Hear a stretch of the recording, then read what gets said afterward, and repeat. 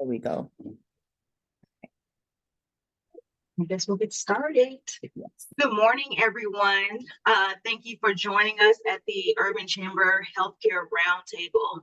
We have with us today some very special guests, some guests that we've had on before last year, but they have some new information for us. So we're happy to have them, Keyona Cole from Intermountain Health and Jason Scott from Intermountain Health. As you can see from their titles, Jason is the Business Community Relations Manager, and Keyona is the Region Chief Nursing Officer. Basically, she's the person in charge. And then we have Nathan Atkins on here from the Drip Bar. We're happy to have him. We've been trying to have him for a long time. I've been following him and just following what the Drip Bar is doing for holistic health. So we're happy to have Nathan on today as well. My name is Elisa Howard. I am the chair of the Urban Chamber Healthcare Roundtable. We've been doing this roundtable for about 3.5 years, give or take. We started with other co-hosts and they've gone on, but Lauren and I are still here, and we've brought on some other people who are representing different pillars of the Healthcare Roundtable. I represent the public health pillar, and then I'll allow Lauren to introduce herself and what pillar she represents. Yes, good morning, everyone. Thank you so much for our guests who are here. It's always an event hosting a roundtable and putting this together, but we really appreciate your time and all of our attendees that are here as well. My name is Lauren B. Parker. I am a family nurse practitioner and an integrative health coach. I am the owner of Indio Wellness. I provide health coaching, some functional medicine, IV hydration, and vitamin therapy. And I am the vice chair. And so Elisa and I kind of tag team with getting things together. And I represent the healthcare and the health and wellness pillar of the Healthcare Roundtable. Thank you, Lauren. We have our other on the screen. You see that we have our other co-host. Denisha Mingo is actually the original chair of the Healthcare Roundtable. She's also a UCC board member representing MHS, which is her behavioral health services. She's the owner and CEO of that. We also have Adrienne Williams, who's a community member, and she's also the president and CEO of Let's Talk Therapy Center.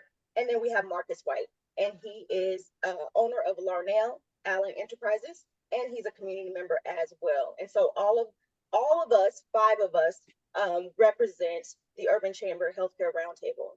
Now we want to bring our guests on and introduce themselves and all the fabulous things that they're doing in the health arena. Let's start with Keyona Cole. Good morning, afternoon, and thank you for having me again. I am the Region Chief Nursing Officer, and the Desert Region includes Nevada and corner of Southwest Utah and a little bit of Arizona.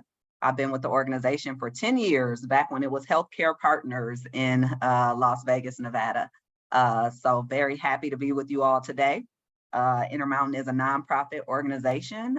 We also work in the managed care space. And we have in Nevada, we have over 60 clinics, primary and specialty care. We also have 3 hospitals in the region that I cover in Southwest Utah. Happy to be with you. Thank you for being with us, Keyona. And next we have with us her colleague, Jason Scott. Jason, can you introduce yourself, please? Sure. Good afternoon, everyone. My name is Jason Scott. I am the Business Community Relations Manager for the organization, specifically focusing on our local spend, supply diversity, and then also sustainable procurement within our supply chain organization. Nice to meet you all. Jason, your audio is just a little clinky. I'm not sure. I don't know. It's just a little bit like kind of staticky. Might be where your microphone is. Can you try it again? Sure, how about that? No, it's still doing it. Okay. So while you play with your audio, we're gonna bring up Nathan Atkins, and then we'll come back to you, Jason, to make sure your audio is working. We're actually not gonna go with Nathan. We're gonna introduce Nathan last. As the last part of our healthcare roundtable and talk about his company so that he has the amount of time that he needs as well. So we're actually going to go right to you, Keyona. We understand that you have a presentation today that you want to share with the audience. I do. So if you could let me know if you could see my screen, that would be great. Are you able to see my screen? Yes, we can. Perfect. All right, I'll jump right in. So this is just a page that has a lot more about our organization. Very proud of the clinical care we provide. Again, over 60 primary and specialty care clinics in Nevada. And we also operate in the managed care space. So we take on all the risk for our patients to make sure that we're providing the highest quality care for them. Today, I want to talk to you about our community health needs assessment that we do on an annual basis, a little bit about improving children's health in Las Vegas, and then I'll hand it over to Jason for some supply chain opportunities.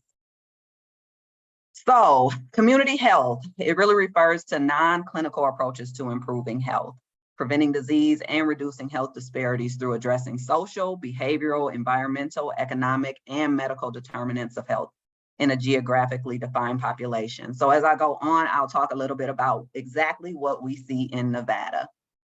Our community health team really helps to partner with others because we can't lead in everything. You know, we want to partner with people who are experts in their area.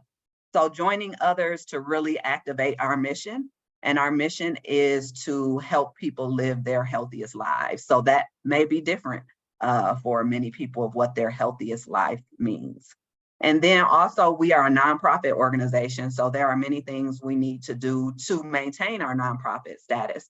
And that includes donations, philanthropy, just connecting with our community and making sure that we're meeting their needs. Our community health needs assessment and the Southern Nevada Health District does one as well. But the community health needs assessment that we did in 2022 was work done by our research team and included all of the participants you see on the screen here. We find it really important to connect with the people who are living and working in the community to really hear from them of what their biggest challenges are. So very pleased to have all of these community members and organizations participate in our needs assessment. These are the results. This is what we found in our community health needs assessment. These are the significant health concerns that were raised. Mental health for adults and children. We know that that has really been highlighted since the pandemic. Substance use and misuse in adults and children, with alcohol leading the charge there. Access to and trust in affordable healthcare. That's another, I wouldn't say is a positive of what happened with the pandemic, but I think that during the pandemic, if you already were not trusting in the healthcare, I think the pandemic kind of twisted that knife a little bit. So we have a lot of work to do to educate and partner with our community to let them know that we are trusted and we are here to help you live your healthiest life. Lack of affordable, safe, and quality housing was another significant health concern. Managing and preventing chronic disease, suicide, and transportation. So these were our significant findings. We can't boil the ocean though, so we do have some concentrated work that we're going to be doing and are already doing. So from those findings, unfortunately, Nevada ranks really low in America's health ranking. We are ranked 42 as of last year, and that's a decline from we were 36 the year before that. So there are definitely needs in this community. And, you know, I am originally from Milwaukee, Wisconsin, born and raised there. I've been in Nevada for 10 years. And there's a stark difference. There's a stark difference in the city and other cities that I've seen healthcare happen. I really like this slide because it just kind of drives home that really your zip code determines your health and your health outcomes more than your genetic code.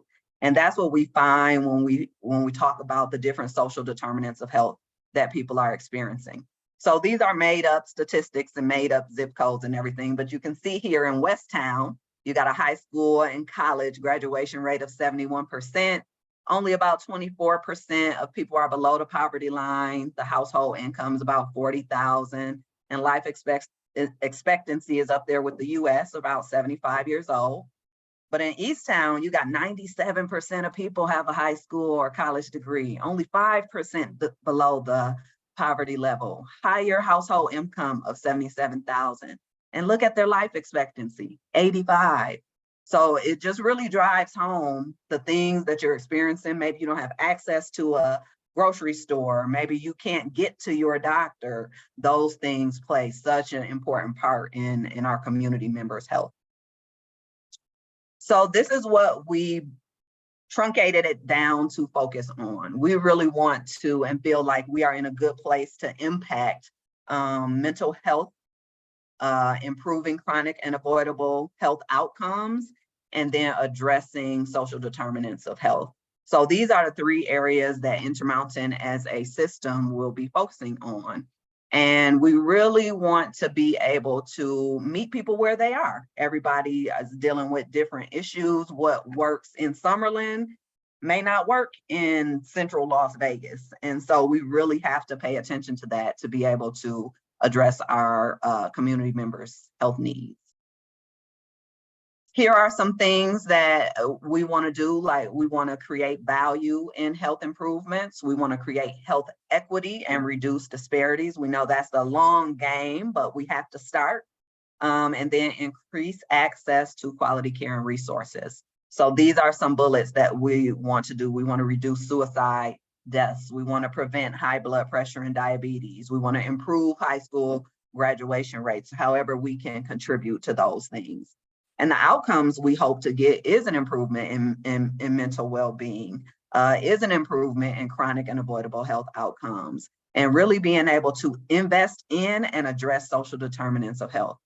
It's one thing to ask a person, you know, what's the barrier of you getting the healthcare you need? Being able to address those barriers is the hard work. That's the heavy lift.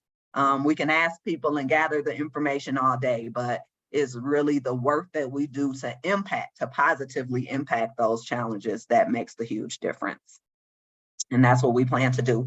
This is just a quick example of how we try to meet our patients' needs. We make sure that they have access to their preferred language. And we focused on this for the last 2 years pretty heavily, even changing our interpretation vendor as well to make sure that people have access to more languages and they can get and receive care in the language that is their preferred language. When I talk about community impact, we really need to kind of address all of these areas. We got to go way upstream. That's where I talked about the work that our community health team does. They're not seeing patients, they're not taking blood pressures, they're not prescribing medication, but they're looking to see what is happening in the community that we can truly address. Then you have the individual impact. That's where we're addressing individual social needs, those social determinants of health that I talked about. And then downstream is by the time you get to the clinic or a hospital. You know, we want to have a connection and we want to hear the needs of our community and address the needs of our community before they get face-to-face with a clinician. So that is the work that we're doing to impact the community. So again, remember in our community health assessment, I shared that mental health for both adults and children was a significant finding. So I want to share this story of Nolan Hernandez. He was 4 at the time of his cancer diagnosis. And this is a quote from his mom. I had to quit my job and his dad had to request an unpaid leave of absence to take our son to California. This was his only chance at survival. We hear stories like this all the time. We have patients that have to leave the state to get the care that they should be able to get in the state of Nevada.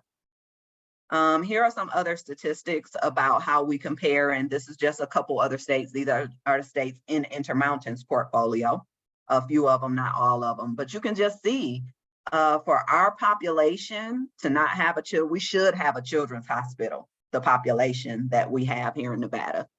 When you look at access, how many pediatricians we should have per 100,000 children, we're really low. We should have more providers. And we know that that's a United States issue with that part is not unique to Nevada, but the care of our children here is an important thing that Intermountain feels very positioned to impact.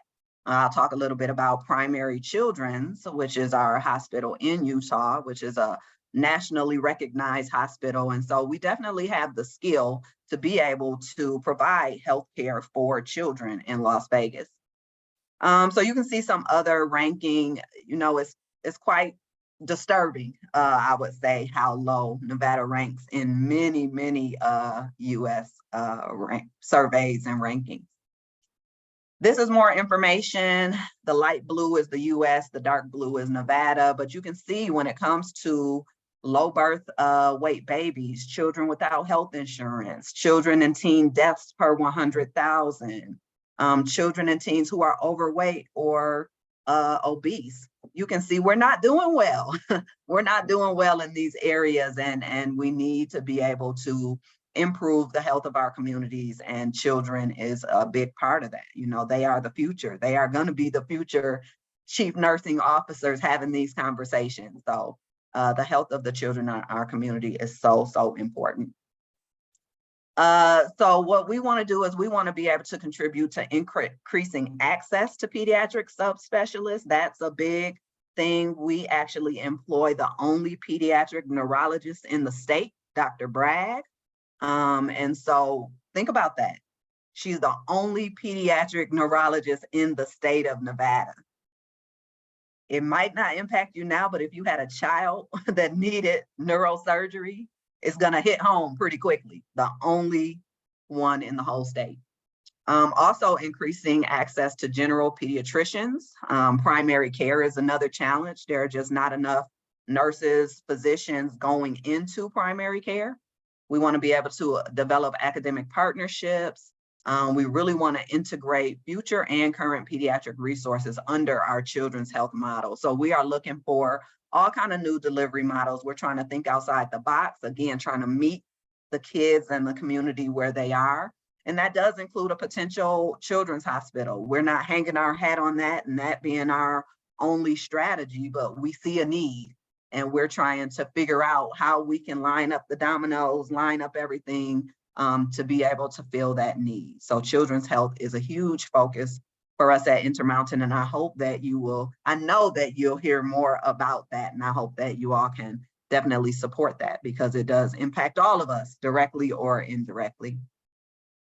So those are the priorities that we found during our community health assessment and what we plan to do about it.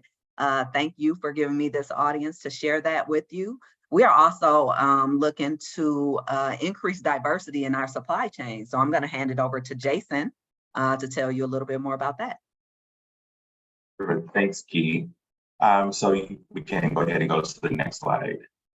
So our supply diversity program sits under our supply chain organization, and we affectionately refer to it as SCO. So if you hear me say SCO, I'm referring to our supply chain organization. And our supply chain organization, we are very much committed to ensuring that we're creating mutually beneficial relationships, and we're being proactive in the way that we source our goods. But we also realize that it's important for us to connect to the social determinant of health perspective, and by connecting our purchasing practices to that. And so we have defined sustainable procurement as like a preventative medicine, and to collaborate with our suppliers to understand and also ensure that our approach promotes the health of the environment, the communities, and then also human health. And our program is very new. So we have partnered with the Healthcare Anchor Network to develop our beginning metrics and goals. So we have 4 focus areas that we are working on now. And so number 1, we're focusing on local purchasing. And so local purchasing for us could be at the neighborhood level, but also at the regional level. So we want to make sure that we are really participating in community wealth building to partner with organizations that are locally headquartered, owned, and operated within the communities that we serve. Next, we want to make sure that we are, let's go back to the next slide. Thanks. And so with supplier diversity, we are,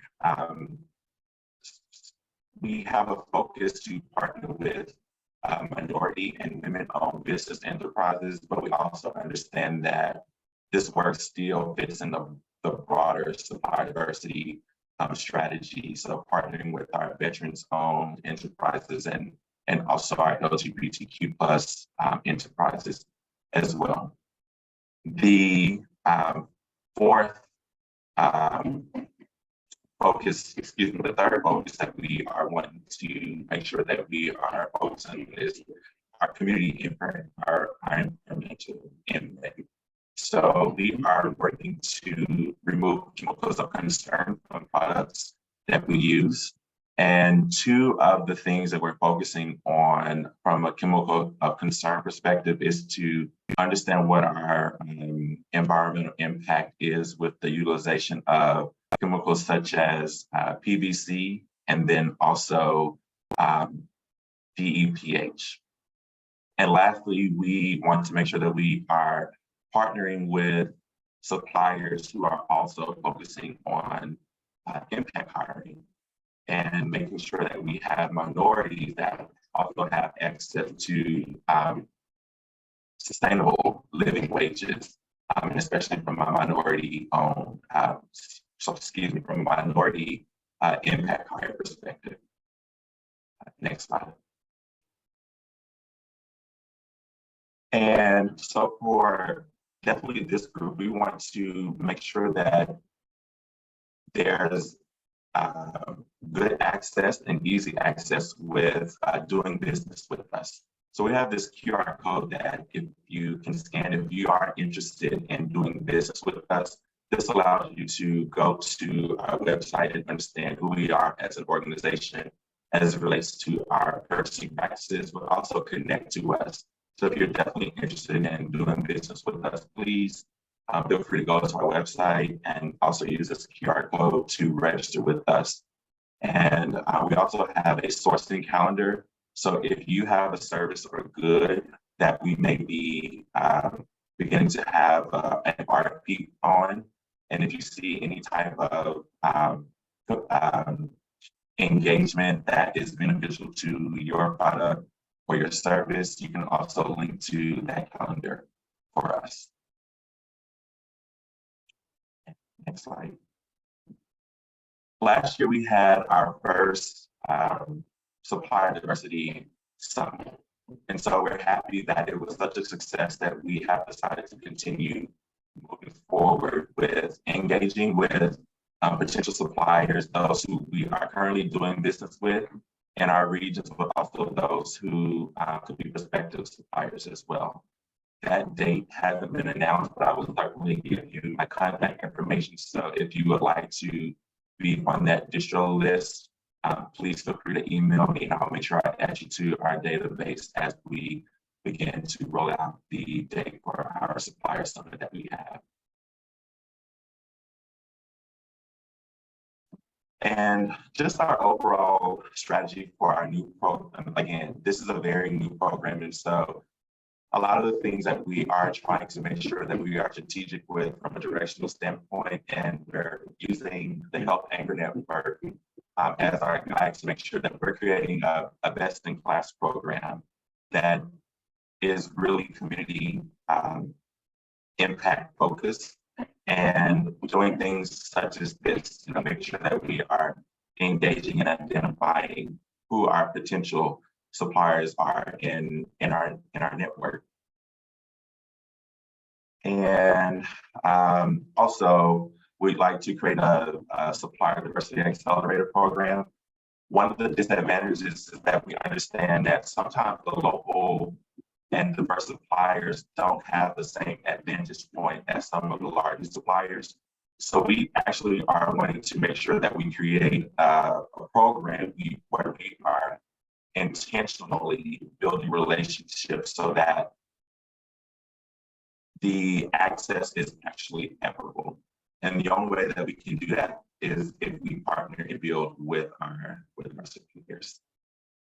And also by fiscal year 2025, we are hoping that we are a enterprise that is completely PVAC and DHP free, all of the medical supplies that we use. Thank you, Jason. For those who don't know, can you just explain what that last one is, removing those chemicals? Correct. So these are chemicals of concern that have been identified in a lot of plastics and medical devices that are used. And there's been a lot of research around long-term impacts that can be had from using these products in a clinical setting. Thank you, thank you. I'll just wrap us up from Intermountain just to share what our key messages are. We definitely want to partner with the community to improve the mental health of children and community members. We want to improve chronic and avoidable health outcomes. And that can mean, you know, for both adults and children. Let's teach you how to eat healthy before you even have to worry about diabetes or heart disease. That was that going way upstream. We also want to address and invest in the social determinants of health that we talked about. Our community members are at different phases of what they're challenged with. Intermountain Health is committed to improving children's health in our community, so you'll keep hearing more about that. And then we aim to identify, support, and educate local and diverse suppliers. So thank you so much, Jason. And we will share with the chamber that QR code and other information so that you can share that with your other chamber members. So I'll hand it back to you, Elisa or Lauren. Thank you so much. Thank you, Keyona and Jason. That was a wealth of information, and y'all did a great job with moving smoothly through that. And I think it was all very easily digestible to our attendees. I know we cannot see you, but I do see your names in there. So if you want to ask a question or have a question, please put it in the Q&A. We'll be able to ask those of our guest panelists. I don't see any right now. So I just have a couple questions for you guys and things that obviously it piques my interest when we talk about wellness. And when you also talked about like the zip code versus the genetic code, and that's very interesting, you know, and I think you answered most of our questions that we have for you guys. But when we talk about this and we know that those social determinants of health, like you just described, when we talk about where is Intermountain Health and where is its locations and the access to care, are you in those communities where we see that? And, you know, are you guys looking at the numbers of people within those communities and then how many, you know, locations that we may have for them to be able to access resources? So if you could talk a little bit about question. Yeah, great question. Yes, we are geographically dispersed all over the valley, and we're always looking for pockets where we're missing clinics and availability. Actually, one of our more recent, I think it opened at the end of last year, is on like Civic Center and Cheyenne. So we made sure that that clinic is on a bus line in a neighborhood where we know that they have transportation issues, and it is focused on mental health. Like we have nurse practitioners and providers who are there doing counseling. It is focused on mental health. So we're very proud of that. And a lot of the data that we collect helps us make those kinds of decisions of where should we be, how do we meet people where they are, as I mentioned a lot of times. And that also requires thinking outside the box. That means it can't always be a brick and mortar clinic where people have to come to.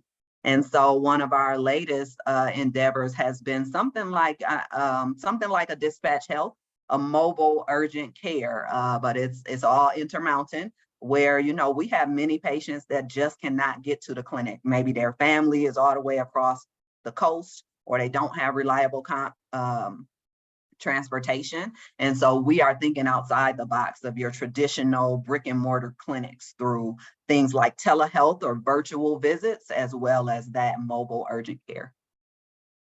Okay, that's awesome. And then so when you talk about these areas where we have people, you mentioned about using a different vendor for the different languages so that the Mhm. information that you send out and that they can read and they can pick up on is the same efforts with hiring and hiring providers who are at these clinics that are within these neighborhoods that require, someone. 'Cause Yeah. we talk about trust, and we talked about this, Elisa. I feel like one of the other roundtables we had, we were talking about, those barriers to health, and that's including culturally, am I able to connect with this person? And so that would Mhm. lead to trust. And we talk about healthcare and trust and being able, to have a relationship with your provider. So do you guys look at that in the same way and position in place providers within neighborhoods where they can have a connection with those community members?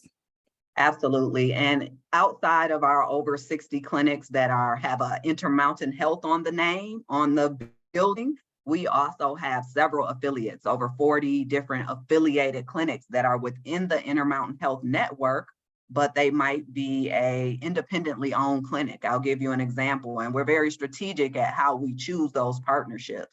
One of our affiliate providers is Dr. Betty Yao, and she speaks Mandarin. And her patients do as well, and they trust her and they know where their clinic are, but they're still part of our network. So yes, we are looking at that. We're even looking at our caregiver makeup to make sure that we are employing diverse caregivers as well. So yes, we are looking at that, and we are, again, finding where the gaps are and trying to fill those gaps and those needs for our community members. Cultural Awesome. competence is so important here in Las Vegas with such a diverse Mhm. population of people, and more coming from so many different states and countries, honestly. So Yep. cultural competence, I'm glad to hear that you all are really putting that at the forefront. Working in public health for the last 12 years, it's been a real big push Yeah. to get cultural competence at the very top of the list, because without that, you're not thinking about people's cultures, which means you're For not thinking sure. about how they eat. Are you looking at how they go to the grocery store, when they go to the grocery store, what barriers that particular culture may have? So I'm glad to hear that Intermountain is taking that very seriously. Absolutely. And Jason, I had a question for you for the supplier summit. When you put that up, I was like, wait a minute, how did I miss that? Where was that held? It was held in Salt Lake City. Okay, that's why I missed it. Do you know if there will be one here in Las Vegas? We don't know, because it depends on the budget.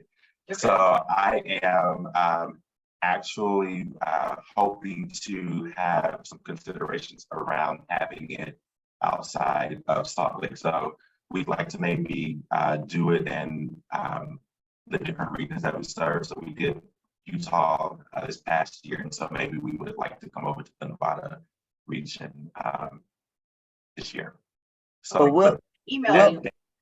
that date be announced probably at the beginning of next year. Okay. But Perfect. we'll depend on Jason to be our tentacle to still bring us good Yes. things from the other side of our region. Yes. And for the audience, it is really easy to work with Intermountain when they say they work with the community. I became a supplier of Intermountain last year, working with your community health team, with bringing community health workers into your discipline so that they can be the ground people on the floor. Yes. So I'm really happy that you all say what you do, and that is working with the community. So for Thank everyone, you. yes, it's for everyone out there, please connect with Jason and with Keyona and with the supplier registration that will be sent out to the to all of the registrants here. And I would say just connect with them. And I we do go ahead. have one additional resource that I'll share with you that you can share with your district at large for additional information to connect with us. Perfect. Thank you so much for that. And Jason, we have one question I'll ask you quickly. There is one in the chat, and so we can move to Nathan and introduce him and hear all about the great things with the drip bar. This one is from Kenneth Grant. He says, to Jason, are you holding your majority suppliers accountable and responsible for reporting and utilizing minority suppliers for the supplies and services delivered to IM? We are. So we just started a dashboard where they have to submit their quarterly data. And so we're kind of aggregating that now. But to answer the question, yes, we are. And the goal is to report out on that at the end of this year, actually.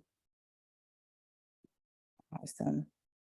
Thank you so much. So now we will move to Nathan. Elisa, can you put his bio back up?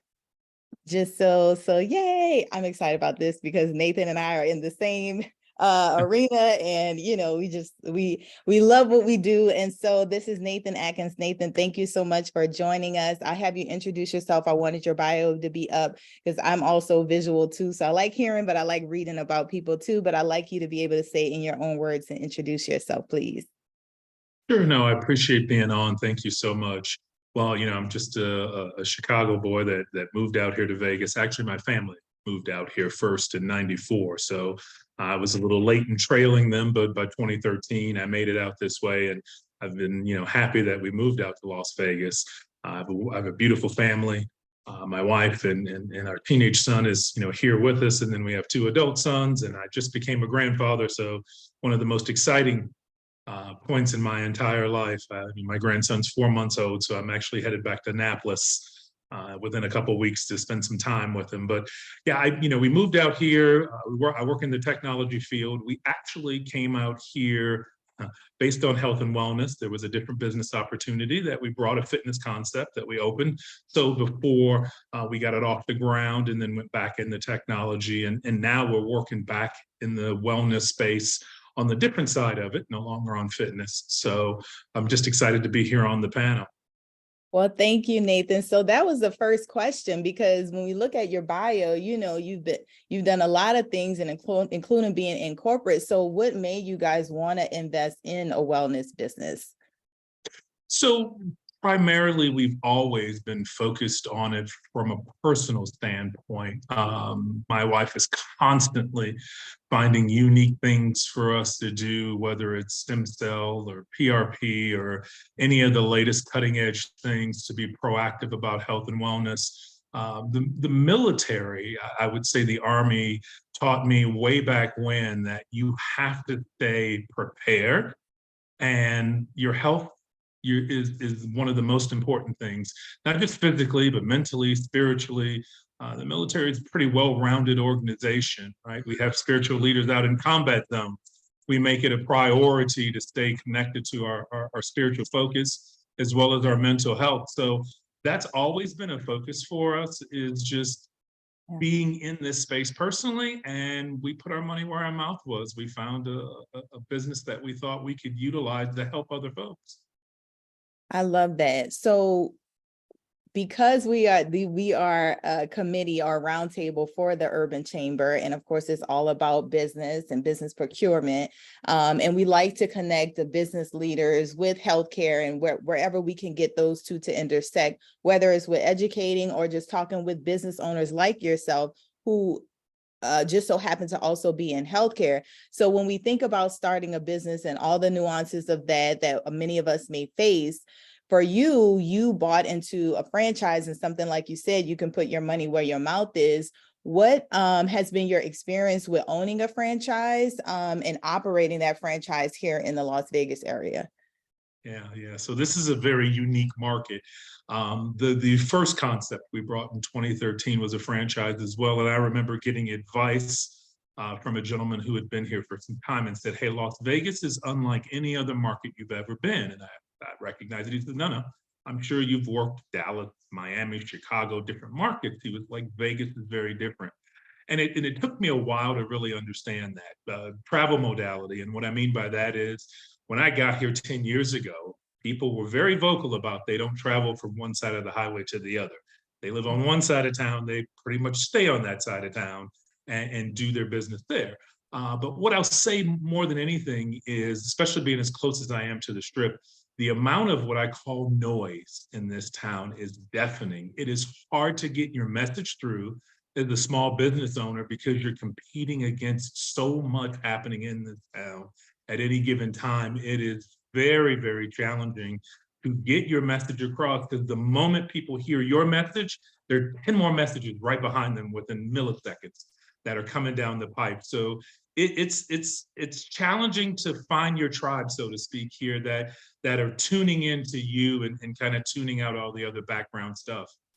Yeah. So what have you found has been successful for you, or what's working for you when you talk about, connecting with those people? What I'll say is this is staying committed to your drive, your passion, and your purpose. The reason they came through your door, you inquire and investigate, what brought them to you, and then you have to deliver on that. You have to stay connected to that. You have to be willing to understand who your clients are and provide what your clients need, as long as it stays within the scope of your business. I mean, if you're an ice cream shop, you definitely don't want to start giving them sandwiches. I mean, that's, it's contradictory. So, but if they want ice cream, then that's what you deliver is ice cream. And so understanding, hey, I'm here for wellness. Great. So we give them education and we try to better understand what they need. And then we try to also educate them so they understand the possibilities of what's next. Being proactive about your health and wellness is a new concept. What we generally do is we just live our lives, and then when we run into the proverbial wall, we go see a doctor, and the doctor tells us we need to lose weight or take some sort of medicine because we've overextended our bodies X, Y, and Z. So getting people to get in front of the train instead of behind the train is rewarding, but it's challenging at the same time. Yeah. Right, Nathan. Prevention is one of those things that does not get funded in my world in public health. Even though prevention is what would stop a lot of people from having to go to the hospital, and what you do with holistic health would stop people from having to go to the hospital as much as they do here in the state. Prevention is something that is kind of like a dirty word when it comes to healthcare and public health, and we're still just pushing on that, even with legislation, pushing prevention bills to get passed so that funding can come down from the feds to the states about prevention. I just watched a video it was actually on the news in California, and someone posted it, and it was someone talking about the funny thing is taking care of yourself and eating healthy, and how they're going to put Medicaid in the state of California. They're going to put Medicaid dollars towards giving people fruits and vegetables. And so to prevent them from getting, cardiovascular disease, all these other things, hypertension and all of that. And I just thought in 2023, we're just now knowing that fruits and vegetables is the answer, or prevention in general is the answer. But I'm happy to know that is actually a conversation that's happening, and we're hoping that it comes to Las Vegas. And with the drip bar, with people just not even knowing what the drip bar is, or not knowing even what Lauren does, since you all do similar things, can you explain how your business actually helps with prevention? Certainly. So what we try to get people to understand is that IVs are just a transport mechanism. And what I've learned in the short time I've been in the business, because you try to stop and understand it from your client's perspective, the only time a client generally sees an IV is when they go to the hospital. So in their mind, IVs are for sickness. IVs are for sick people, and I'm not sick, so why would I come do something like that? Well, what we try to get them to understand is IVs are used in the hospital because it is the best way in which to get something into the system for the patient, for the client. So if we were to use proactive things like vitamins, minerals, and aminos, and we delivered it directly to your system in a more effective way, it improves your overall health and well-being. It also is clearly been proven to show that proactively you can reduce the different types of diseases. If you have different maladies and issues, there's plenty of research, National Institute of Health, on how vitamins can play a part in things. So if you have acute migraines, and we have quite a few clients who come in, they're not as full-blown as only medicine will help. They're trying to figure out a way to minimize the amount of medicine that they take. And so magnesium is a great way in which to relax and calm and soothe their nervous system, as well as the hydration itself, right? Dehydration alone can cause them to trigger their headaches. So that, that's just one of many different solutions. We have a variety of different things that we show. And we're always very clear on, we don't talk about anything that we can't show from a National Institute of Health solution, so we can give them the research that's out there, the information that is there. We never provide anything that comes from blogs or any of those type of places, right? Because it's important that they understand the role that healthcare plays in their life. And what they're really trying to do is just stay in front of this and stay healthier, so that when they show up for their annual or biannual visits, their blood pressure is healthier, their weight's in a better place, their cholesterol's in a better place, their overall well-being's in a better place. But one of the biggest things I'm super excited about, though, is we always talk about, and for some reason I chose Sunday. I guess probably the Commodore is easy like Sunday morning. But Self-Care Sunday, I promoted a lot on my Instagram to people saying, hey, take a day, slow down. We have something that's infrared sauna, red light therapy. It comes with a variety of things, from sound to aromatherapy to salt therapy. Sit in that box for 45 minutes and just let the world melt away. Recharge your batteries and get it done. Add an IV to it, it's a beautiful thing, but just that alone is going to give them that space. Again, not only is this a noisy town, but we live noisy lives. We're constantly on social media. We constantly have to check up on what's going on with our families, with our businesses, with our jobs, with everything that's out there. So unplugging for just that 45 minutes is super key. And stress, never be confused about it. Stress is a true health factor. Stress can bring down your system in many ways. So it's important to try to get that stress out of your life. Absolutely. And I like that easy, like Sunday mornings. So I definitely will try to get down there on a Sunday. I try to do, I do massages and I do stretch therapy. And I usually do choose a Sunday. You're right. Maybe for religious purposes, for other people that may be out there, Sunday is the day of rest for some people. I just choose Sundays because it's my most quiet day. You're right. We live very noisy lives. And so Sunday is my most quiet day. So that's when I try to go and take care of myself in a holistic approach, so that I'm not at Intermountain's hospital beds, but at least I know that they're there if something does happen.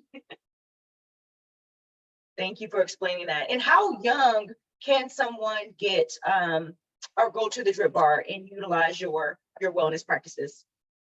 So if we're just talking about hydration, just simply the saline or the electrolyte fluid, no vitamins, no minerals, no aminos, we will, for 13 to 17, provide no more than 1 liter of fluid, and that's going to be determined by the doctor who does the evaluation. So we will simply do hydration. Generally, the rule of thumb is they have to weigh at least 100 pounds. Once you're 18 or over, then you're open, and that we will provide all of our services. And as long as you're healthy enough to receive it, when I say healthy enough, there's other things, but the main factor is usually going to be blood pressure. If you're hypertense, we don't introduce fluid into the body because of the problems in which it can cause.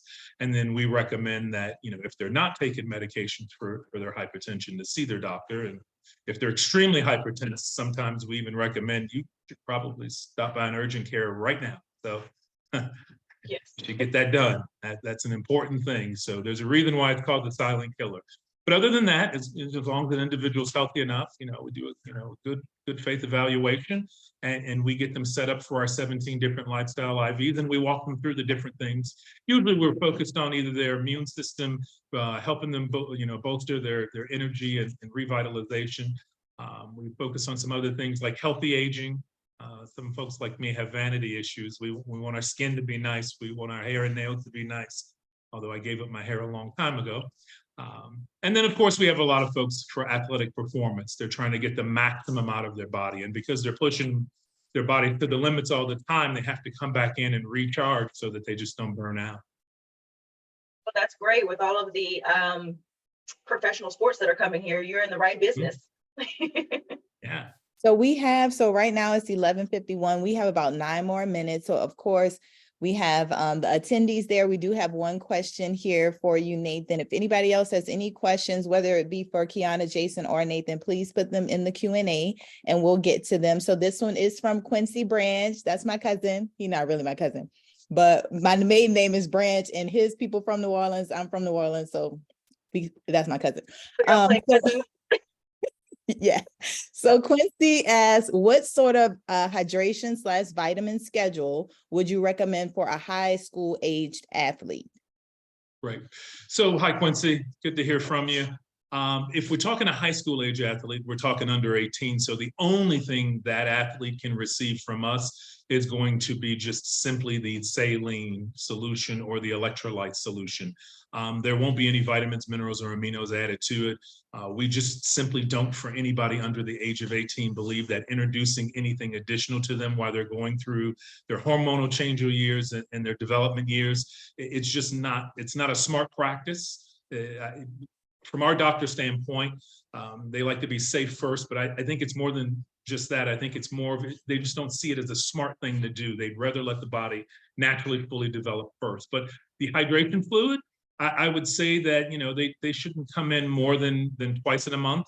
That should be more than plenty to keep them regulated. I think the bigger thing is getting them to understand the importance of drinking water and drinking, you know, electrolyte drinks. There's nothing wrong with Gatorade. You just want to try to make sure you don't drink too much of it. And I know I've seen folks come into our center, adults now, drinking Pedialyte, which has been a unique thing. But, you know, those are some of the things they can drink as well. If they're old school, like when I played sports, we used to drink pickle juice to avoid getting cramps. So salt's key for athletes, especially since they, you know, they sweat as much as they do. And then I'd say some of the over-the-counter supplements, those things for like magnesium. And there's a variety of different magnesium. So, you know, you want to look at the different ones. They all do different things because, you know, too much of the wrong thing can mess with the digestive tract, right? So those are some of the things I would suggest. Yeah, definitely. And I would also add, particularly for a high school athlete, and this is for anyone, but particularly that a lot of different places that also may offer IV hydration. I don't do anyone under the age of 18. I've done it for my child, but that's different after an illness, right? Because I'm trained and it's my child. But you always want to consult with the pediatrician or their primary care as well, because some kids do have some electrolyte deficiencies that, you know, you may not be aware of, or the parents really can't articulate it. And so sometimes even with pregnant women, I have a contract with not a contract, but I just offer an OBGYN office to send some of their clients to me, the pregnant moms who may have issues with nausea and vomiting, and they just need simple rehydration. I still get them to come in with a doctor's order or a note. So if that's something, you know, that the primary care would suggest, then, you know, go from there. But always, you know, consult, just like Nathan said, there's a bunch of different types of magnesium, and they all do different things. So just ask, you know, your doctor before any of that. All right, the next question is from Pamela Andrews. She says, for Jason, on the registration form, can you explain how you complete the bid calendar date on the form? Can you hear me? Yes. So that is actually probably disengaged right now. Because we're a newly merged organization, so we are updating that data field right now, so you can leave that blank. What I can promise to you is that at the beginning of the year, if there are bids that you see out there for 2020 that you would like to engage in, you can go back, resubmit, and get active with those. Or you can always email me. I'm a former category leader, so I'm very connected to the category management sourcing process. So if you have any questions about a particular bid, you can certainly email me directly. And I'm putting in your answer, Pamela, I just nicknamed you, girl. I'm going to put his email there because I'm not sure that you guys can see our chat, but I'm going to type his email in there for you. And I think there was another one. I think Keyona did type. There was, I did. A response to her. Okay. Yep. So Shalene, I'm sorry if I mispronounced that, said that she had a company that focuses on healthcare education and training. and is there opportunity to partner? If you could please just share your information with me, that would be great. I will share with the group here that there's a shortage of nursing. There's a shortage of nurses. And we've known that this shortage was going to come for, I remember one of the first books I read in one of my first foundational nursing classes was talking about how the baby boomers would outnumber us eventually, and there would not be enough nurses to take care of the population. So we're here. We are here. And so one thing as the regional chief nursing officer that I'm looking up is, if you remember that diagram, going way upstream, I need to talk to middle school. I need to talk to kids who are in middle school about a career in healthcare. And so really looking to partner on things like that. I don't know if you all have heard about the 90-day MA. We partnered with Goodwill of Southern Nevada and MB Careers to start that program, because we are definitely interested in educating our community about careers in healthcare, and trying to make that pathway a little smoother to get there. So thank you so much for asking that question, and please email me. And Keyona, I know that you all started you all received a grant that helps community health workers do an internship with you all. Yes. Can you talk about that a little bit in case we have community health workers on? Absolutely. So when I talked about meeting our patients where they are, that is really why we have invested in community health workers. So our community health team did apply for and receive a grant to partner and educate people in the community health worker space. That doesn't mean that we'll be able to employ all of those community members at Intermountain, but again, community health is really focused on the community. So we don't only focus on things that are going to help Intermountain. And we know that there's a need for that level of care everywhere in Nevada. And so our grant really helps to support educating people, getting them in that program and getting them trained as community health workers. And then we have several partnerships with different people to get them employed. And that community health worker is so important because, you know, I always use the example of, hey, we have lots of homeless patients with cell phones though. They got a cell phone and they always at the 7-Eleven on this corner. They're not coming into a clinic. And so those community health workers are gonna go to that 7-Eleven and engage with that patient. So community health workers are such an important part of our care model. Absolutely. I'm a community health worker instructor for the last 6 years. So I'm passionate about my people. Yes. And my students and where they go. And I've actually just spoke to a student on the phone yesterday, and I asked about, did you check with Intermountain to see if they're looking for a job? So I'm always promoting you all in that area because I know that you did get that grant. You. So Yes. the pipeline to healthcare is really important, no matter whether it's public health, nursing, doctors, as we heard important earlier. We need a pipeline, a workforce pipeline for healthcare here in Nevada for sure. Lauren, did you have anything else? We are at the 12 p.m. mark. No, I don't. That was it. Thank y'all so much. This has been great. We always learn new stuff. So I love being on here. I think that's a perk for me, just, meeting new people and just learning more things. So I'm sure our attendees have. Thank you guys for asking questions, because that's what this roundtable is about. So I appreciate it. Yes, Absolutely. and we just want to thank both Intermountain and Nathan Atkins from the Drip Bar LV for being on with us today. We had a great conversation with you all, and we hope that our audience learned some things, as well as all of us have learned what each of you do. Keep being great in our community. We need you all. Stay here, please. A lot of people come to Nevada and leave, but we need you all here. We need your services here. So thank you for taking care of the Las Vegas community. Thank you. You too. Thank you.